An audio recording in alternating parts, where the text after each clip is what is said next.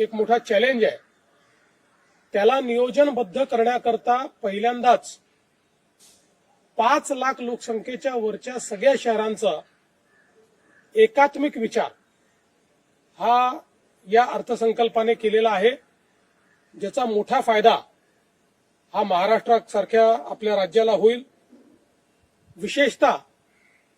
उद्योग क्षेत्रामध्ये मोठ्या प्रमाणात गुंतवणूक आणि रोजगार निर्मिती हे ध्येय या अर्थसंकल्पाचं दिसतं आहे आणि